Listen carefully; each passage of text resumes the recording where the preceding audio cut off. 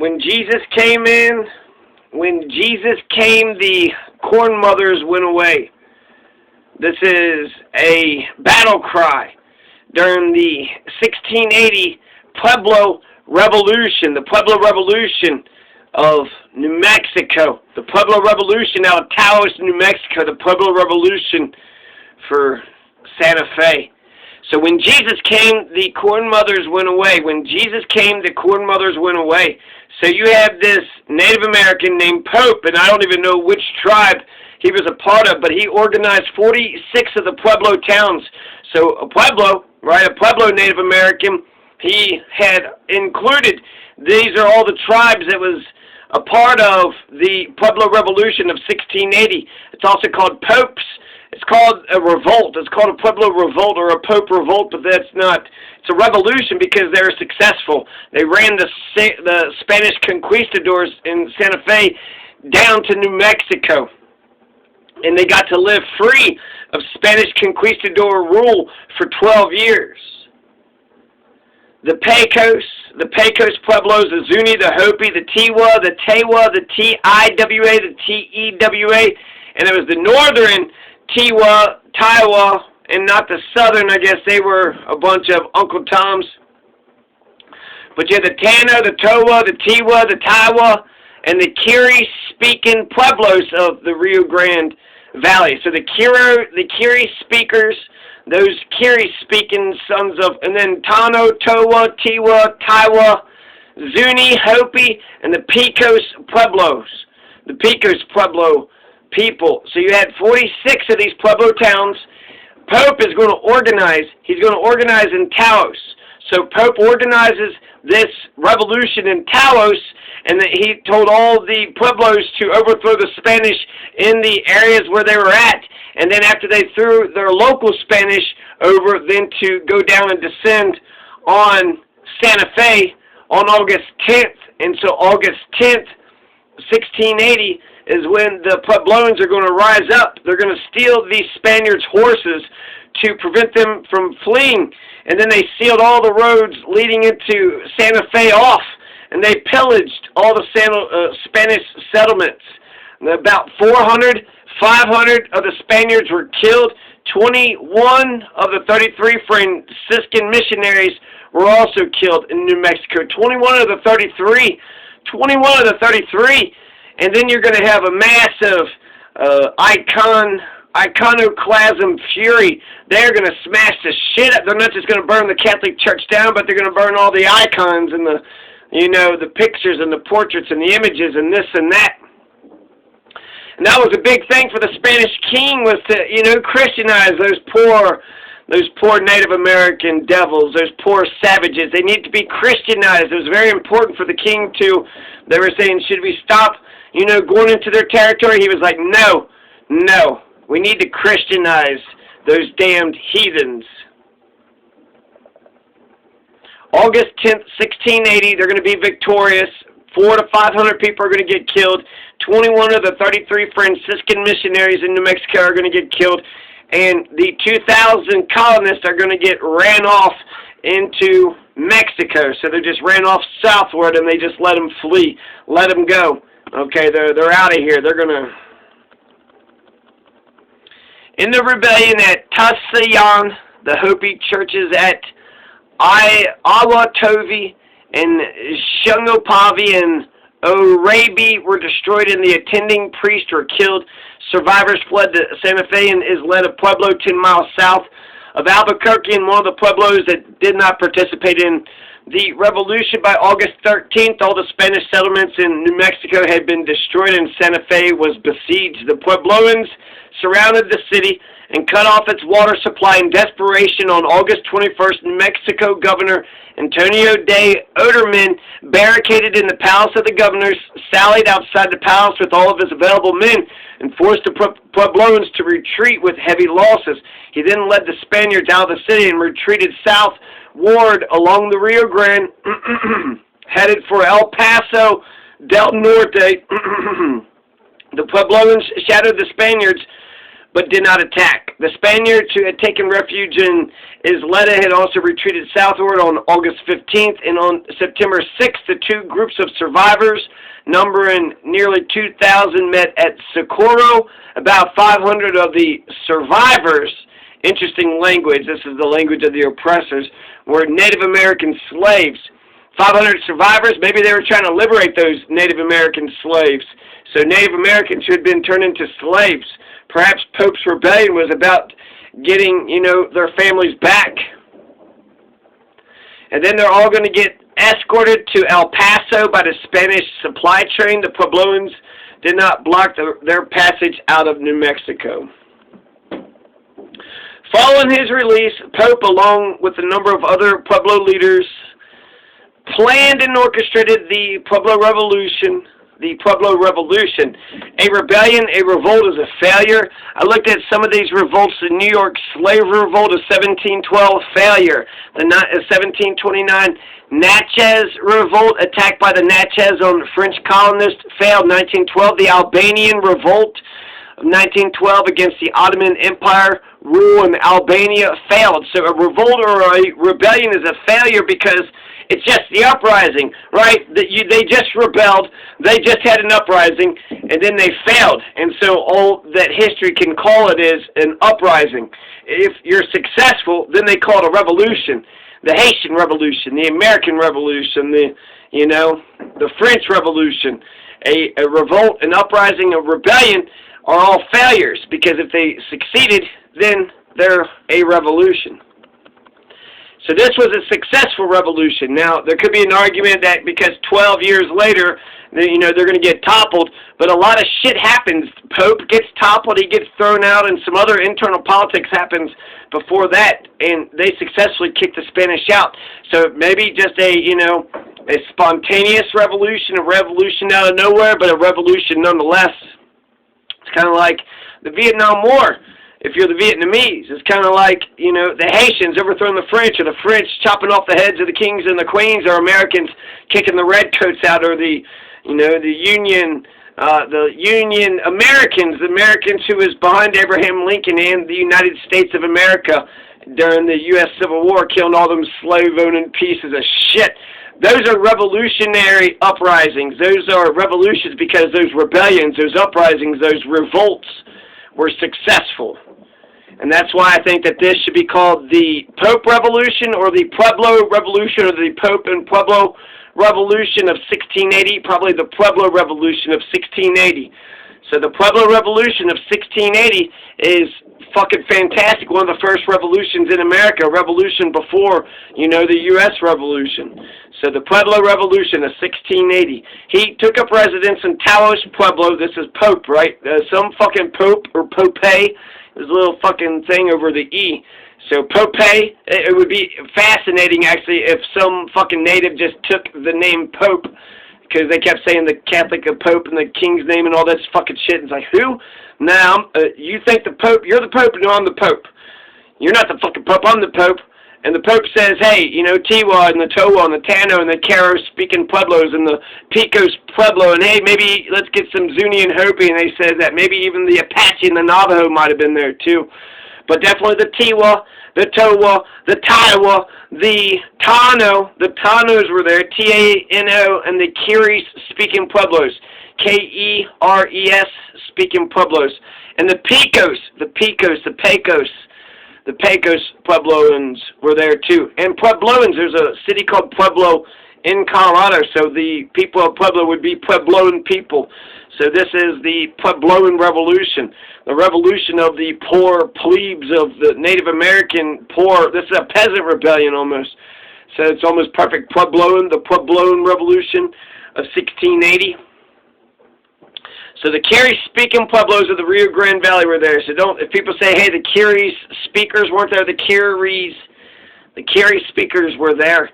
Now, the Pueblos that did not join in the revolution were the four Southern Taiwa, T-I-W-A, T-I-G-U-E-X, towns near Santa Fe and the Piro Pueblos south of the principal Pueblo population centers near the present-day city of Socorro. The southern Taiwa and the Piro were more thoroughly integrated into Spanish culture than the other groups. The Spanish population of about 2,400, including mixed blood, mestizos, and native servants and retainers, were scattered thinly throughout the region. Santa Fe was the only place that approximated being a town. The Spanish could only muster 170 men with guns. The Puebloans, joining the revolution, probably had 2,000 or more adult men capable of using native weapons, so bow and arrows. So 2,000 Puebloans with bow and arrows killed 500 Spaniards and ran 2,000 of them off, and they said only 170 men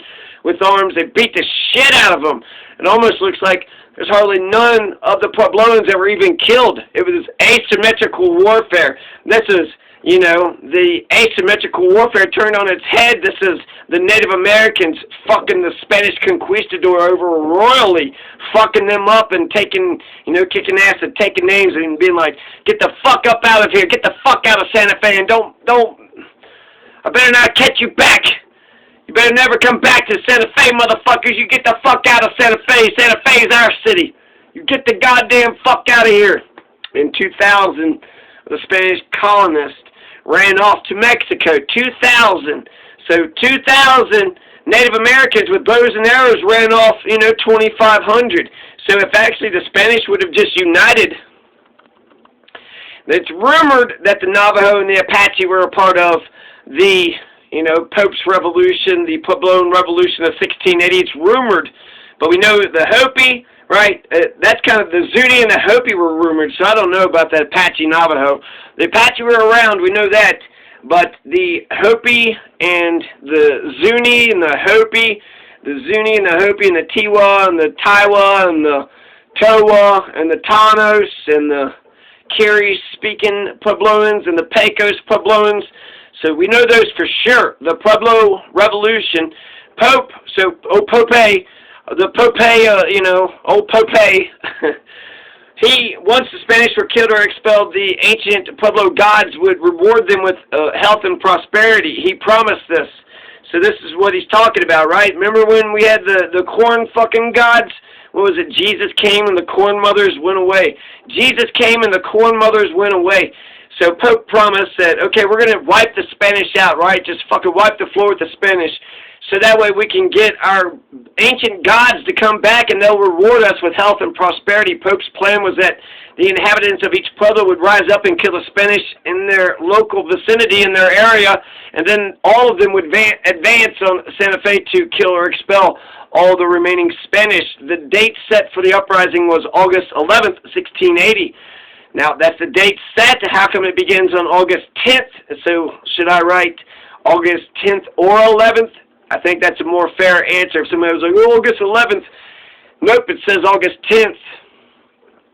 Either one or the other. I could see that August 10th is when they gathered together and they said, let's do this. And then August 11th is when they all finally coalesce around the town and then they strike. So Pope dispatched runners to all the pueblos carrying knotted cords. So just knotted cords, I guess, was a way of saying, okay, shit's on. It's time to, you know, the war cry, the battle cry. This is it. Pope and the Pueblo people were victorious for 12 years. New Mexico were owned and controlled by the brown natives. The brown natives, not the white Spanish conquistador, but the brown people got to own their own Santa Fe, their own New Mexico. Pope organized 46 Pueblo towns. It took like 5 years. Apparently he had already been captured. So let's go over your questions. So the questions in the description. But which Native American tribes participated in Pope's Pueblo Revolution of 1680? We've mentioned them several times, but the Pecos, the Zuni, the Hopi, the Tiwa, the Taiwa, the Towa, the Tano, and the Kiro-speaking Pueblos of the Rio Grande Valley. What year did Vargas enter Colorado? What month and what day? 1694. This is going to be the beginning of the written record, not just for Costilla County, but I think for the whole state of Colorado. 1694 is when Don Diego de Vargas enters Colorado through Costilla County, running up out of New Mexico away from the Apache. And this is either on July 7th or July 8th. I'm going to be reading them, so I'll get more specific dates on those. But definitely 1694, definitely July, and definitely 7th or the 8th. Which, let's see, who is the leader of the Pueblo Revolution of 1680? The overthrow of the Spanish in Santa Fe? Pope, or Popay. P-O-P-E. Good old Popay. Whatever happened to good old Popay? Oh, they killed him? Oh, shit. Name 5 natives. That's almost like what happened to that Samaritan hero in Arvada. Johnny Hurley, right? The Pope, you know, old Popay. Popay saves New Mexico for the Native Americans. And what happens to Popay?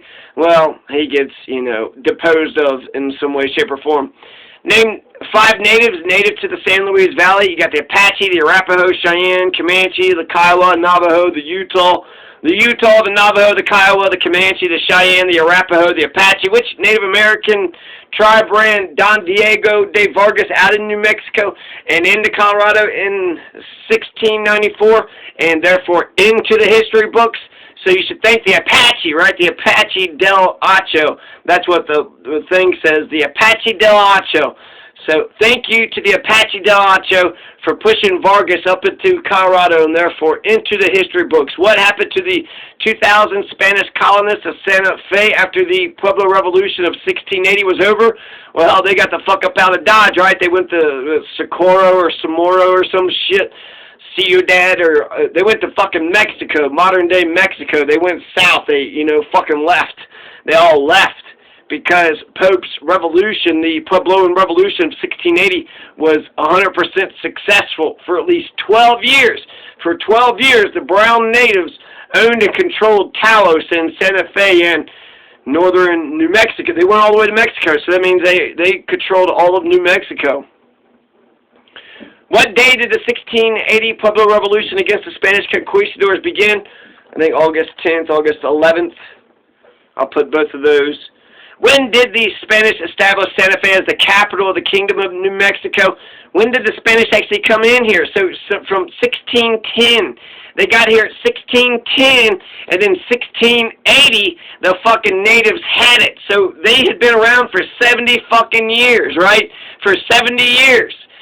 So the Spanish Conquistadors had Santa Fe, and they, I guess, had done too many, you know, fucking outrages and trepidations and, you know, boisterous outrages, just a lot of too many outrages. It became unbearable and insufferable. So 1610 is when the Spanish established Santa Fe as the capital of the Kingdom of New Mexico. And then August 1680 is when Pope's Revolution happens, and then they all get the fuck out. So for 70 years, right, the Spanish had been in New Mexico for 70 years until Pope's Puebloan Revolution of 1680 kicked them right the fuck out. Get on out of here, Popay says. In 1688, the Captain General and Governor Don Diego de Vargas was appointed the governor of New Mexico, but he wouldn't actually take the job until 3 years later, 1691. Don Diego de Vargas is going to get inaugurated the governor of New Mexico. He did not arrive to assume his duties until February 22nd, 1691. And then, downfall, tragedy, the imperialists, the Spanish conquistador imperialists come back. So, he comes back, right, February 22nd, 1691. He declares himself the governor of New Mexico. So, they're aiming to take the Santa Fe and all that back. So, July 1692, Don Diego de Vargas, he reconquers Santa Fe, New Mexico. He led the, reconquest of the territory in 1692, 12 years after the Pueblo Revolution. 1680, he was assigned to the task of reconquering and pacifying the New Mexico territory for Spain, and then he did it in Santa Fe, July 1692. So he was able to take back Santa Fe, July 1692. They surrounded the city and called on the Pueblo people to surrender, promising clemency if they would swear allegiance to the King of Spain and return to the Christian faith. After meeting with the Vargas, the Puebloan leaders in Santa Fe agreed to surrender. September 12, 1692, Don Diego de Vargas declared a formal act of repossession. Don Diego Dave Vargas' repossession of New Mexico is often called a bloodless reconquest, since the territory was initially retaken without any use of force. He just marched into Santa Fe, and the Puebloans were like, okay. They didn't have Popay. Somehow Popay got deposed of, and he went around when Don Diego de Vargas comes to reconquer it, 12 years after the Pueblo Revolution had kicked him out. Now, 1694 is when Don Diego de Vargas is going to run out of New Mexico away from the Apache del Hacho. In 1694, this is what, 326 years ago, Santa Fe needed food, so Vargas sacked Taos. Vargas didn't stay long, didn't go the same way he came, going north into Colorado, in hopes that his good friends, the Utes, would welcome him and save him and show him an alternative path back to Santa Fe. So he's like, oh shit, Utes, man, the Apaches are after me. Come on, Utes, can't you fucking help me out? And the Utes are going to attack him, just after he passes the Rio Grande. July 8th, 1694, this is the first reference to the Apache tribe. July 8th, 1694, or the 7th, is when he's going to actually enter into Colorado. So Don Diego de Vargas comes into Colorado because he was being chased by the Apache del Hacho. I don't know exactly what that means, but not just a regular Apache, but the Del Hacha, A-C-H-A, the Del Hacha Apache are going to run Vargas up on through. And then 12 years later, Juan de Urabari is going to refer to the Hachos among the Apache groups. So the Del Hachas, the Hachos, the Hachas, the Hachos, the Hachas, the Apache Del Hachos. That's just right here in New Mexico, right? Right by Costilla, right there by Cuesta, Taos, Cuesta, Costilla. So either July 7th or the 8th is when Don Diego de Vargas is going to reach Colorado. And when did Pope train?